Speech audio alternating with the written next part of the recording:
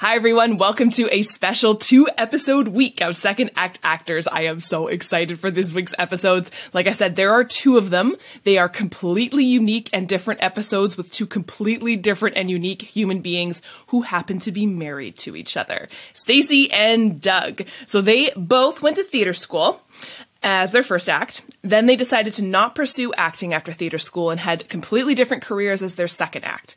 Then they decided to change careers again in that second act and move into a third act, which is what they're now in. Completely different careers from when they started, but both able to really lovely, seamlessly combine their creative endeavors with their careers that they have now today.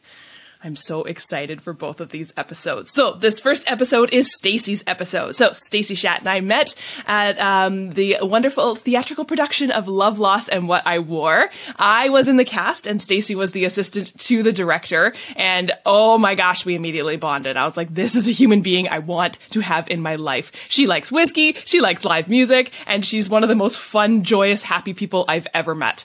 Her story is amazing. I'm so excited for you to hear it. Get your tissues ready. Please enjoy Stacey Schat.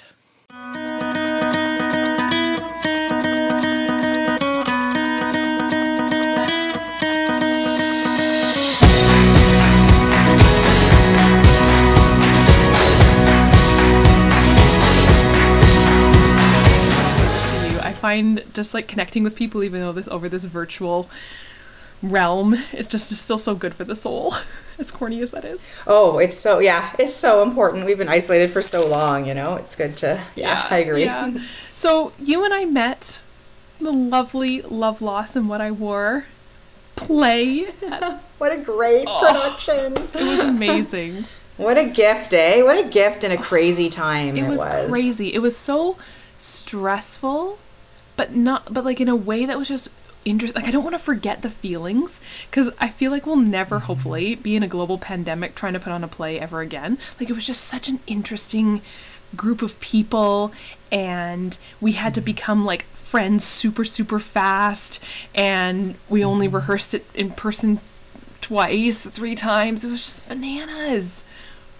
And you held on for so long. Like, the rehearsal process kept getting expanded because the play was being pushed back. And it was really a lovely community that was formed. And it was something that, I don't know about you, but I just looked forward to every interaction. Like, I felt like it was like keeping my head above water, like something to look forward to. Absolutely. I think it was a breath of fresh air in kind of a crazy time. And then just the nicest people who I was not expecting to meet people at all during a global pandemic, but then to meet all of you was just such a gift. Well, I think that's a really good point, because we recently had a dinner party with people that we didn't really know very well. I had never met them, and I was so high on life afterwards. And I said to Doug, that's my husband, I said, it's been so long since I've met a new person. And that interaction and that learning and that sort of inquiry into their lives and curiousness was so exciting, and that's how I felt when I met all of you. We'd been just sort of either locked in our heads or locked in our houses. And so the fact that we actually got to really cherish meeting someone new and taking the time to get to know them was really, the great pause has been good for some of these things. Yeah, and I think what was nice as well is that we all I think we're feeling that way, but also I don't know about you, but I felt like my social skills had like atrophied. I was like, okay, how do I meet people again? Maybe don't start with the fact that you have a Harry Potter themed guest room. That might scare some people away.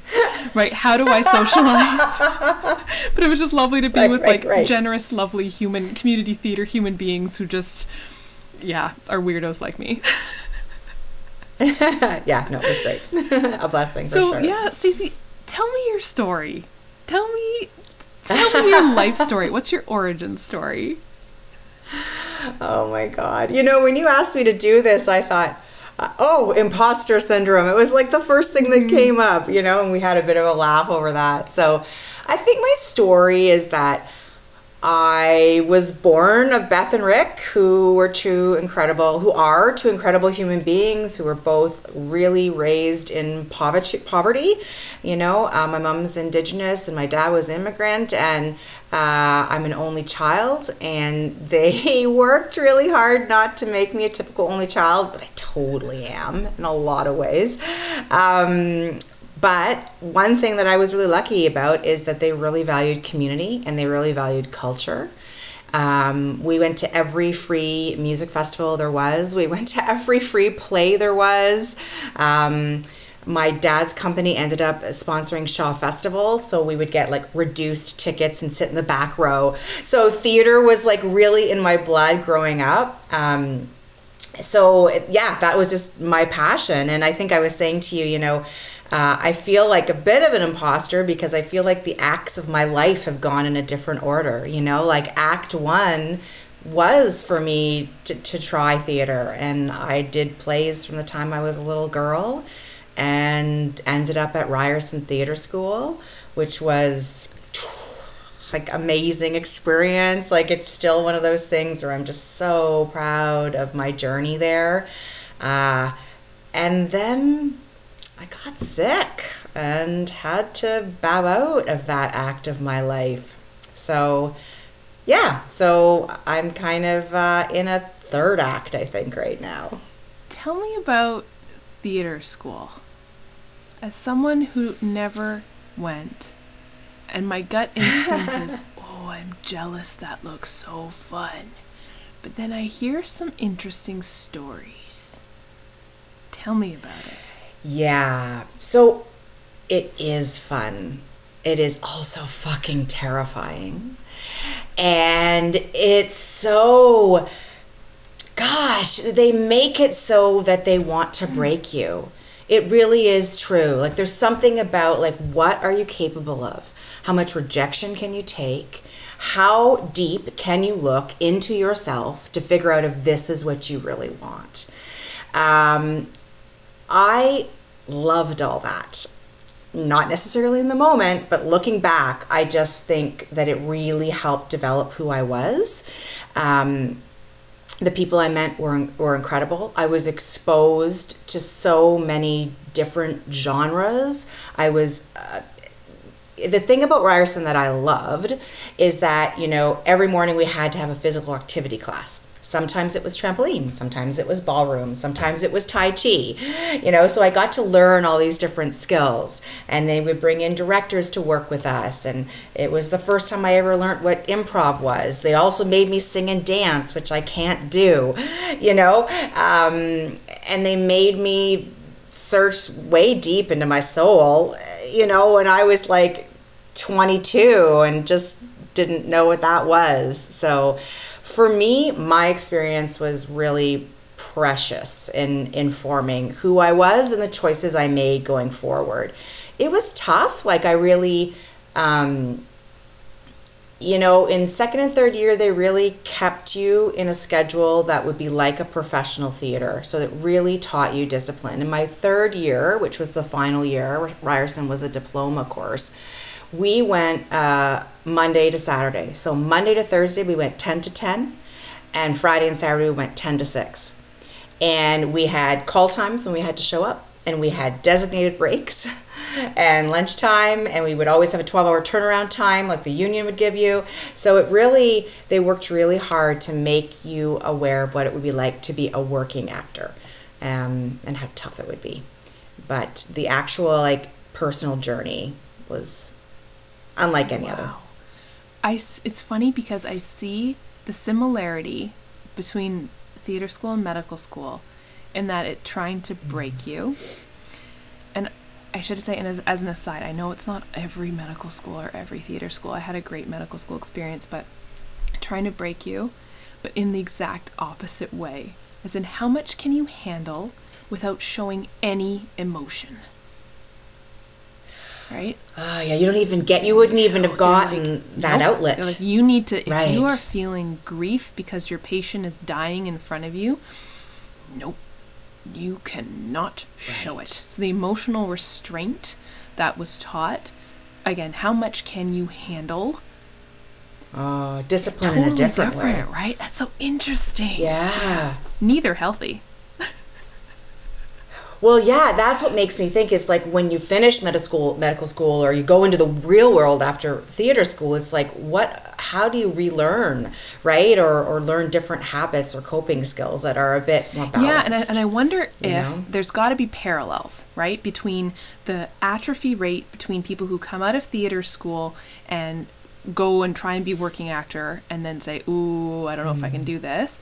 And same with medicine, right? I think it's true, I think in a lot of high pressure, high stakes, high rejection careers, when you're like, ooh, maybe I don't want to do this anymore because of the breaking point that they tried to reach you at. And I don't know. I don't know what the answer is, but I feel some similarities between the two. Absolutely. I think there's also a thing about self-definition, right? So like for actors, I think we're defined by the roles we get, the success we get, the agent we get. Monetary can't be, your definition of success. And I would guess that in medical school, what you've set up for success sometimes, saving every patient, not realistic, So you really have to kind of alter how you define yourself and how you value yourself. Yeah, and I think it probably as well is what you deem as successful, or what your expectations of the career are completely, maybe not completely, but a lot false. Right? Like you're like, oh, I wasn't planning on patients acting this way, colleagues acting this way. Same thing with entertainment industry, right? The industry being the way it is, where all you want to do is like do your art, when you're like, oh, I'm going to go audition for 80 Taco Bell commercials the next year. Right. It's funny. A year after I graduated from Ryerson, one of my good friends from theater school called me up, and she was a triple threat. She is a triple threat. And she said to me, if I stopped acting now, will you think less of me? Will you think that I've failed? And I remember saying to her, no. The fact that we made it through this is all that counts. If you want to go on and do another career instead of acting, that doesn't mean that you failed. What it means is that for 3 years, we looked ourselves in the mirror and we learned skills that I feel brought us maybe ahead of the curve in regards to emotional intelligence and self-reliance and self-acceptance. I said, I think anyone who makes it through theater school needs to be congratulated, like I really do. And, this particular friend has gone on to have an absolutely kick-ass, stellar career, but even her, she had a doubt, of whether or not it would be failure. And I thought, I don't think any kind of self-examination or testing of your limits is failure. I think that's success. And I think it's also exactly what you were saying, is we're putting it on ourselves. Because, what true friend would ever think that changing a career equals failure, right? I think about the only person who would think that's a failure if they're a true friend, is you yourself, putting the failure on yourself, right? Yeah. Well, I think the other piece of it for actors is that a lot of us had to work really, really hard to convince our family units to let us go to theater school, or we just went. Now, I had support. So my dad has said this to me a couple of times. He went to Ryerson also, but he went for metallurgy, which is now engineer. So we have the same alma mater in completely different ways. And he would take me to my theater classes when I was in grade 8, and he would go to the neighboring bar and have a beer and read his newspaper, then pick me up and take me home. So he was really involved, but he was you're kind of maybe too smart to go to theater school. You should do something intellectual. Well, I spent all this time convincing him that I should go to theater school. And finally, he said, all right, you got to follow your dream. So it came time to apply for universities. And I got the notice of what I had to do to apply for Ryerson, and it scared the shit out of me. And I withdrew my application and I applied to psychology at Laurier. And they gave me this little pot of scholarship money, and I went, that's what I need to do. And I went off and I did a year of psychology, and I got back that summer, and my dad looked at me, my mom looked at me, and they were like, who are you? We don't even recognize you. Like, where did Stacey go? You spent all this time convincing us that this is what you wanted to do, and then you didn't follow your dream?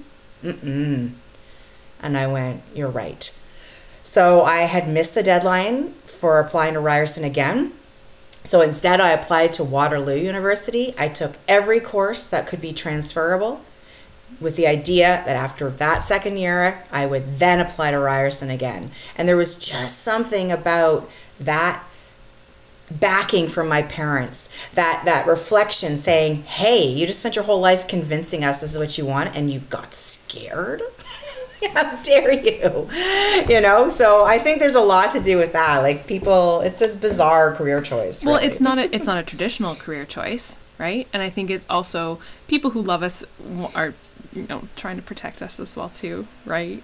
They're like, oh, absolutely. And I have two parents who, there was poverty growing up for both of them, and that's not what they wanted for me. So what was it about the application that scared you? Oh God. So it wasn't that you had to do a monologue. The thing is that you had to write your own piece. And in your own piece that you wrote, you had to have singing, you had to have movement, and you had to tell a story about yourself that gave the judges some indication of who you were as a person. And it had to be 2 to 3 minutes. And I thought, what? I want to do a Canadian monologue, and I want to do a Shakespearean monologue, and then I want to leave. But they didn't want that. And I just didn't, I got scared. I didn't know how to reveal myself that way. I also have a terror of singing in public, and I've never been wonderfully connected to my whole body, so movement seemed weird. So I just didn't think I could do it. But the second time round, I thought, I'm going to do it. And I did. And yeah, I got in. That's awesome. And to have that support from your Mm-hmm. parents and that, I think that's pretty rare. That's really cool. Yeah. And they've been great my whole life, sort of taking, making me pause and look in the mirror and decide if I'm in the right spot for my journey. And helping me make some tough decisions. So tell me about your time, as much as you want to get into it, after theater school. The time after theater school was thrilling, to be honest with you. Like, we're all so full of hope and promise, and, you spend all your time auditioning and trying to get an agent. I had problems getting an agent, so right there, that should have told me something. But it was wonderful, and I did make some money for a year or two, and I ended up actually morphing into sort of the background side of theater. I ended up managing a theater at Yonge and Bloor Street in downtown Toronto, and that was where the Run of the Vagina monologues ran for like 2 years, and I was first front of house manager and then theater manager, and during that time I realized, wow, like I really like this, like just being involved in theater. But, and then, oh God. So then I get cast in a Shakespeare show, with a great company, Driftwood Theatre Company. And we're roaming all around Southern Ontario. We're in outdoor parks. We're doing plays. And, I've been diagnosed with ulcerative colitis, which is a bowel disorder. And there is nothing as terrifying as not knowing where the nearest bathroom is when you're in the middle of a Shakespeare production. I was so stinking sick and terrified all the time. It was really, I don't mean to make light of it. It was awful. It was awful. So that kind of ended acting for that period of my life because I just literally couldn't do it. And it felt awful to have your body fail you like that when you've worked so hard to get there. But I found this other beautiful side of things, and I loved working with a team of people behind the scenes. I loved writing my reports and meeting the actors and learning from the stage managers. And my God, the sound and lighting technicians out there, they're all so brilliant. Like it was really wonderful. And then, I guess the short of it is my ulcerative colitis flared up. I got too sick to work anymore. I moved home with my parents at 27. Oh, gosh. And then I had a brain hemorrhage. Jesus. So I had a subarachnoid brain hemorrhage, which was very life-altering. So I really had to come to terms with what I was capable of. And so I had to leave theater behind. So the recovery was pretty long. And when I came to the other side of it, I decided to go to teacher's college. Which is funny because my whole life people have been saying to me, you should be a teacher. I'd be like, no. But I did. I went to teacher's college and I taught theater and I taught grade 4 and it was good for a while until it wasn't. And I had to take a look back at what was missing from my life. And I'm so grateful for my theater background because during that time when I was at Ryerson and the years afterwards, I really understood what joy felt like. I understood what it felt like to be free, to have a source of creativity, to feel unencumbered in my soul, to feel like real connection was like. All these things that drive me, and I didn't have that during my teaching career. I wasn't in the right spot, and there was a million reasons why, but I just was stuck.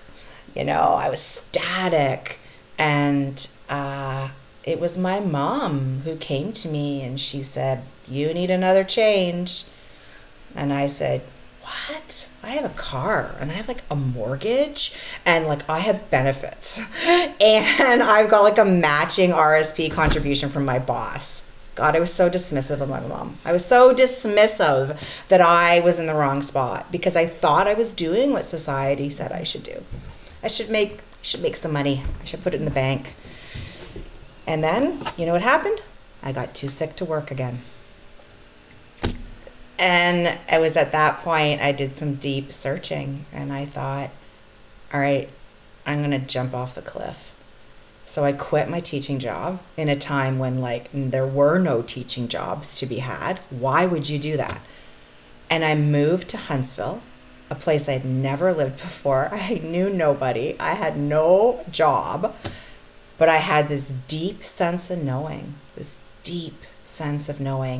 that I could recoup physically and spiritually, that I would come to a place in my life where I could use really the tools that I had gained in theater school to figure out what I really needed and to manifest it, to attract it to myself. And so that's what I did at 34. So yeah, a little bit of a reinvention. And then what happened? Well, then, it was great. You know what? I go to Huntsville and I find this place to live. And I hadn't done theater in years because the last time I'd done theater, I kept having to poop in 1,000 different bathrooms because of my ulcerative colitis. God, I'm sure no one wants to hear that. But I found this church in Huntsville. It's the Trinity United Church. And the minister, Derek Shelley, who unfortunately is no longer with us, was running an improv group in the basement of the church. And I thought, I'm going to do it. I'm going to show up. And it just opened things for me. I met a community of people who I connected with. I just started to heal through, I think, laughter therapy pretty much. I just laughed and laughed and laughed. And I had these wonderful people in my life that were supportive. I ended up doing my first play for the first time in I don't even know how many years. I had lost track. And I could feel myself healing. And then I landed this fabulous job at an organization called YWCA Muskoka. I was able to use my education background, but it was in a way that I wanted to. I wanted to work on the emotional intelligence and life skills of youth. I was not really interested in whether they knew their times tables or whether they could spell properly. To me, that wasn't the essence of what youth needed.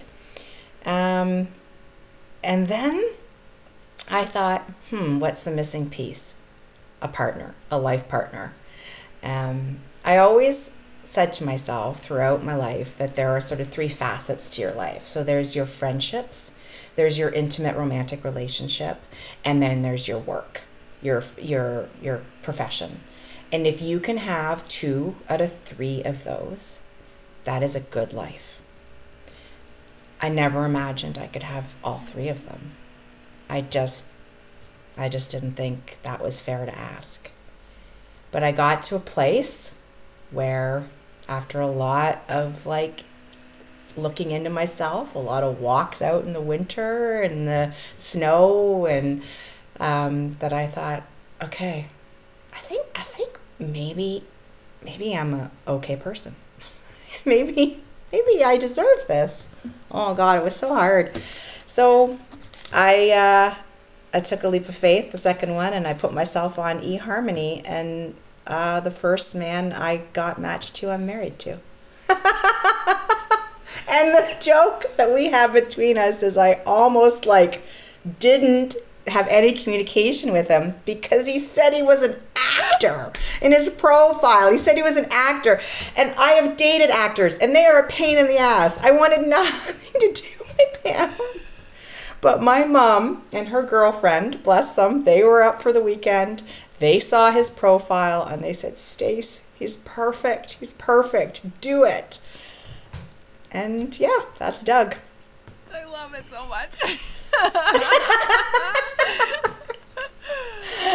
I don't know if any of that makes any kind of sense, but I just really think that if it hadn't been for my first act of life at Ryerson, I couldn't have known that my second act was the wrong act. I was in the wrong gear. And I wouldn't have known what the third act of my life could have felt like, how it should feel if I hadn't been given that gift of theater, of that sort of, community, that connection, that self-reflection, that joy that comes from creating. And that's so much what I've learned from chatting with people, and what I felt in myself is missing from a lot of people's first acts that were not the traditional go to theater school. Is, that feeling of I must do what society tells me. You make the money, you get the car, you contribute to the RRSP, congratulations, gold star. But there's so much of that just gets rid of your creativity. And I didn't realize, and a lot of people don't realize, that they're missing that until you kind of can step back into it. And you try something like an improv class or a play at your community theater, and you're like, oh, whoa. Wow, what is this feeling? Yeah. What is this? This unbridled passion and feeling. And I also think, in my reflection of how ill I've been and the chronic illnesses that I've had, it's actually been kind of helpful, because I had to completely adapt to my mindset. I wasn't going to make a lot of money and have a fabulous career. I accepted I wasn't going to have children. I wasn't going to have that typical life, those markers. So I was able to let go of some of that pressure and expectation I put on myself in regards to what success looks like.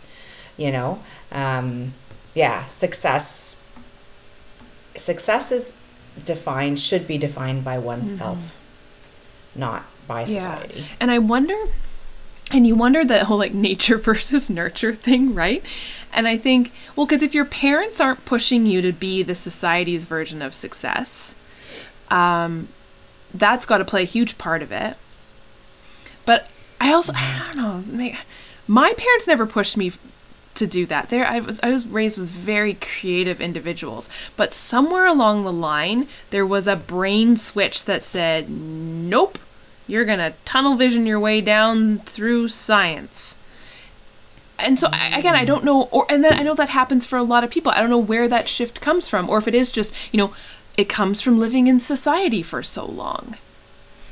What society values. Yeah, absolutely. And definitely it doesn't value creativity until you get to the point where you verbally say out loud to society, I'm burning out, and then society goes, oh no! What can we do to help with your self-care? And you're like, it's the creativity that's been missing that you told me not to do. Yeah. Right. Were your parents shocked when you decided to go into medicine? So my mom, who, again, sadly is no longer with us, but my mom had this great story that she used to tell at my high school graduation ceremony. Because I was in the band, I was in every band I could get my hands in, every choir I did plays. I was in a touring theater production company. Like, I was just... I did video editing. Like, I was surrounded by creative people. My parents are musicians. My sibling is an artist. Like, it's just so creative friends. Anyways, this back to my story. My mom has a story where she's sitting beside someone, I don't know, at the grad ceremony, and they were saying what people were doing after. And I walk across the stage and they say, Janet McMorty is going to do her Bachelor of Science in Kinesiology with a minor in health studies. And the lady looked at her and was like, what? like Janet McMorty, what? Oh. Did they read that wrong? And like, I don't know if my parents were surprised, because I think there was I really enjoy science. I loved the science. But I think it was just like, oh, so she's not going to do anything creative? Okay. All right, well, just... let her do what she wants to do. We just won't ask questions. Right. Yeah, it's interesting. There was never pressure. I don't think there was ever surprise, because my parents were so like, yep, she's gonna forge her own path, and she's stubborn as an ox, is gonna do whatever she wants. But it's interesting now. Right. My dad does recognize a lot of that. Like, he'll say, if I'm calling him up and I'm stressed and anxious, he'll go, ooh, you're not journaling anymore, are you? He's a very creative, has always been a creative person, but he did very similar things, kind of shut down the creativity and did the work, and is now realizing how important that was in his life, and recognizes it in his kids too. So, yeah. What an interesting way to connect with your dad now at this age, it's so right? True. Like, what a gift that is, to have that language between each other. Yeah. That's really beautiful. It is, and it's very freeing, because it makes you feel like you can be open about stuff like that. Right? Where I think, again... And there's no judgment. Like, what you said about the burnout, right? Like, I left teaching at 5 years. And the statistics of the amount of teachers who leave 5 years or less into their career is outstanding. It's a problem. Wow. Oh, yeah. New teachers are burning out all the time. So many of them never hit their 5-year mark. Interesting. Hello? That was my statistic. Yeah. And to step away from the shame of it. It's really, I have to say, my friends at that time, who are still my friends now, were unbelievably supportive when I said, I'm out of here. I'm quitting this job. Everyone just, no one said to me, are you crazy?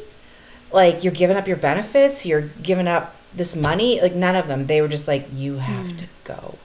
You have to get better. You have to do something else. Like, you're not happy. You're not healthy. And I'm so proud of you. That's what I heard so much. They were so generous to me, when really, I really made a crazy choice. It's really unconventional choice. But I was so gifted and lucky to be surrounded by these people who were so insightful into what I needed. Well, it reminds me of the story you said right at the beginning with your friend from theater school who was asking if you thought she was a failure, right? Like, the true friends are going to be like, no, like, what do you need? It's not this, clearly. Yeah. No, and I don't fault anyone who does want that wants financial security, an education, and a really nice home. Everyone is motivated by what they need to feel safe and to feel happy. And I'm just grateful that I really was forced into looking into myself at a really young age to figure out what my values were and to figure out what made me tick. in order for me to, I mean, I got lost along the way during that second act. Holy cow. But I'm happy to be back in this more balanced approach to life. Do you have any advice for anyone going through a similar struggle? I don't know. I just think I'm not necessarily good at following this advice, but at the time, I really felt that if it scared me, I needed to do it. And I really think that sometimes when you jump off the cliff, so to speak, metaphorically, that you will gain your wings on the way down. That if you're constantly waiting to have the tools in place before you make the change, you'll always find a reason not to. Oh, that's so interesting and so terrifying. As somebody who's completely logical and wants all the boxes checked and all the steps done. But like, it's terrifying, but yeah, very like freeing, haha. Like it is, right? Totally. Mm-hmm. Yeah. I hear you. Like, you know, we've done a lot of personality testing at my work, and my number one strength is arranger. I am an arranger. I need all my boxes ticked and everything organized. So I get what you're saying, you know, and sometimes I'm not great at following my advice. And I think I'm going to probably re-listen to this podcast so I can keep myself accountable for the next changes in my life that are coming. Yeah. Yeah. You've been around actors for a long time. And actors from all different walks of life. Now in your work with community theater as well too, do you notice a difference between people who've been to theater school and are acting and people who come from all walks of life and are now acting? And I'm not meaning like, oh, one is better, but because it's not at all. But do you notice a difference? That's such a fascinating question.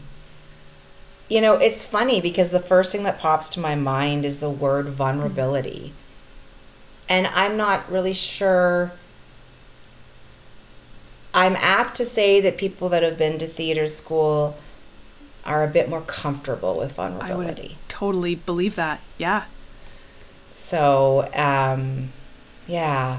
But I think the other thing is but there's also the side of that coin is that they expect to be good at everything. So that gives me a problem. I think honestly, the people who didn't go through theater school probably expect that as well too. Hence the reason why we flip through so many different careers, because they're like, I'm a promising beginner, look at me go. And then as soon as you hit that threshold where being a cute little promising beginner is not cute anymore, you're like, oh crap. Now the work needs to happen, and now I'm frustrated, and I'm just going to quit because frustration doesn't feel good. Oh, that's such a good point, right? It's like beginner's luck, and then once it wears off and it has to come down to hard work, do you love it enough to keep going? But it's not so much beginner's luck as well. Well, it is, but also there's that feeling of, oh, well, she's just a beginner. She's just trying this out. He's just starting it out. She's never done improv before. How long can I keep using that excuse as why I'm so terrified of doing improv, right? I don't think I can anymore. Darn it. Yeah. But I don't know. Terrified seems to work for you. Like, your level of risk taking is absolutely blows my mind. Like, I would like to be more like you. Like, I know you say you're terrified for improv, but what I see is just someone who is just out there taking all the risks and is succeeding. It's just... I think it's thrilling to watch you do improv. Stacey. It's just, it is. It's so, your brain is such a beautiful place. Maybe sometimes. I feel the feeling is mutual about your brain. Well, thank you. Do you? I always switch the subject immediately when people say nice things about me because I'm like, oh God, thank you. I'm gonna edit this out. My love language is words of affirmation, so I should probably not edit it out and just keep listening to it whenever I feel sad. That's right. Yes. But do you have any fun or funny stories from your time on set or on stage or theater school or anything like that? Any fun stories? Oh God, I did have a story to tell you, but I wasn't sure if it was appropriate. You can tell it, and if you don't like what it sounds like, I'll just edit it out. Well, it's funny. I was ruminating on that, and I think we all have stories where we've like totally blanked and forgotten the line, or forgot our entrance or all that stuff. But I have a really scarring memory of being in theater school, and we were rehearsing for Hair, the musical Hair. And we were keeping essentially union standard hours. So we had our break at a certain time, our lunch at a certain time, and we were doing a dance rehearsal. And it was hot, and we were tired, and we were sweaty, and I was on the back of this man, so that my classmate, doing this dance move, and I suddenly became very, very aware that I had just gotten my period. God. In the most forceful way. Suddenly and he violently. Was wearing yes, just like the play you were in and the line you had to say. I suddenly and violently got my period. And he was wearing a white tank top. And I was piggybacking him. And I thought to myself, I can excuse myself and go to the bathroom, but that will not be seen as professional. God. Because our break is coming up in 12 minutes. So what do? So you know what? I didn't take the break. And I was so distracted. I'm a horrible dancer. I can't sing. It was all very, very hard to stay focused. And I was rehearsing what I was going to say to this guy when I bled through onto his shirt. Luckily, I didn't. And I managed to get myself in the bathroom, and my girlfriends rallied, and we took care of business, and I came back. But I just remember thinking that there's something about like my level of discipline. I'd rather be humiliated than to show them that I couldn't stick to this schedule, that I couldn't work this hard. Oh my God. It's like, but mortifying. Like I still have moments where I think, this could have been scarring. My God. I've never actually really told that out loud other to my husband, and that man never knew. Oh no. My God. Like, there are stories of, like doctors who are super sick doing rounds with an IV pole in, and, stuff like, like this that happens and makes you realize, like, why are we doing this to ourselves? This is, and even like some of your stories with your ulcerative colitis, right? You're like, nothing is more important than the health of our bodies. But to put that aside, to be like, look at how disciplined I am, right? It's just a crazy world. I know, and why do we value that? I think we've talked, my cousin's a family doctor, newly graduated, and she was doing her rounds at the hospital when she went into labor, and she finally, whoever was, supervising, finally put her in a wheelchair and wheeled her up to labor and delivery while she's saying, I have to finish my rounds. It's insane. And I just think, her name's Bailey, I just love her more than anything, and I just think that's so Bailey, that's just so the way we are, and it's, it's that level of dedication and, maybe a tiny bit of stupidity. I don't know. Oh, man. Because I certainly should have just gone to the bathroom and excused myself. They would have kicked you out of the pretend union. That's right, the pretend union. That's right. God. If I could go back and do theater school today, gosh, I would love to do that.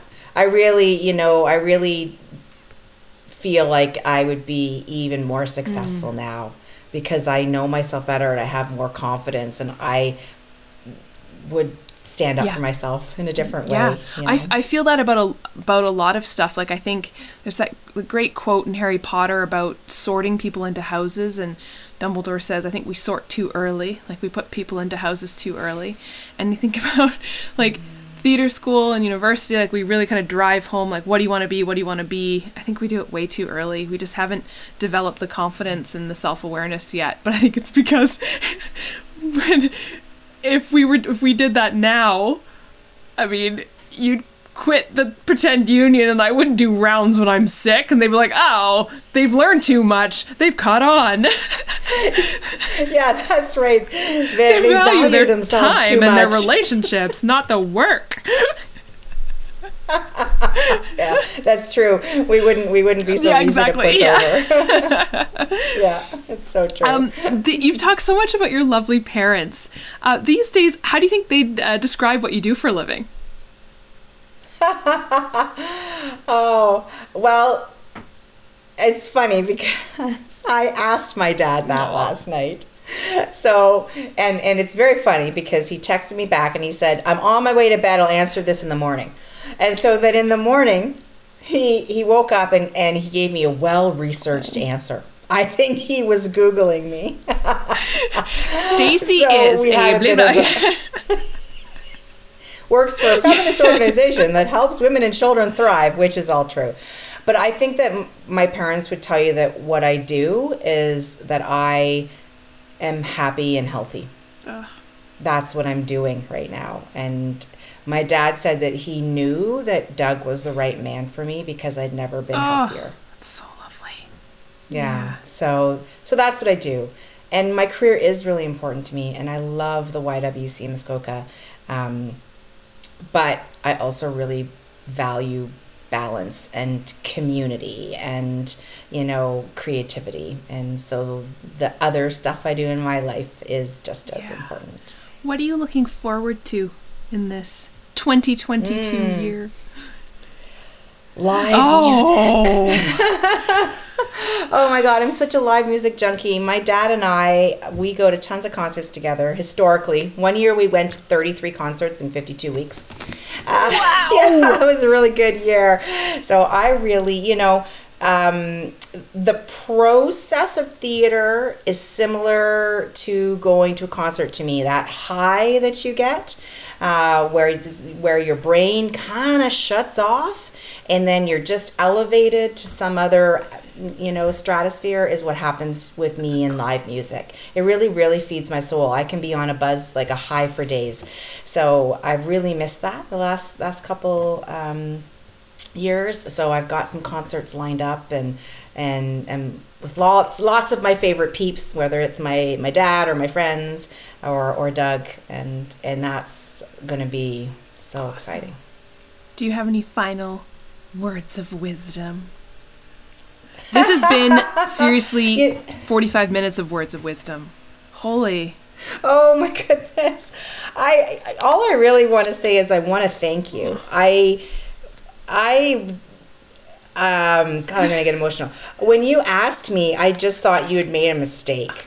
And I just didn't think that I had anything to say. And I'm really, really struggling with Doug to talk to him about what I should say and how could I possibly have anything to say.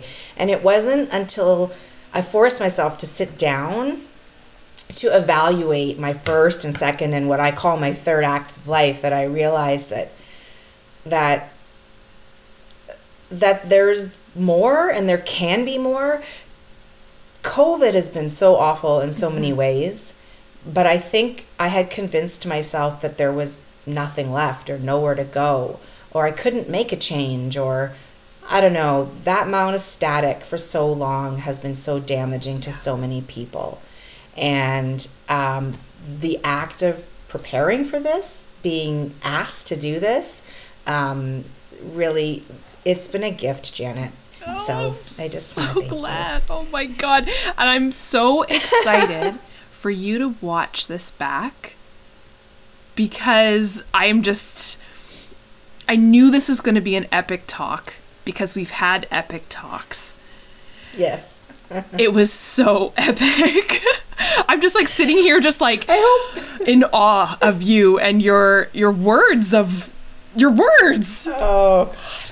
I hope it hasn't been too heavy. I didn't want it to be heavy, because I think my whole point about all this is because I experienced lightness and joy during those years of my life, that I now know what it can feel like. And it's really important to keep searching for that, And so, and I'm just so thrilled to have met you.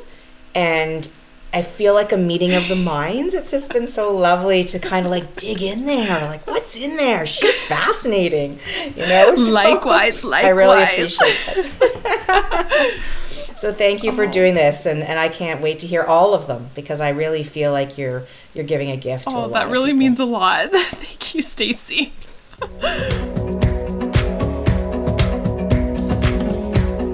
Thank you everyone for tuning in, and thank you, Stacey, for being my guest this week. Oh, girl, I hope you watch this episode back and you're just like, dang, I am wonderful, because you are so wonderful. I hope you will all continue to tune in this week for the next episode, which is airing now. It is Doug's episode, Stacey's wonderful husband. I hope you'll tune in.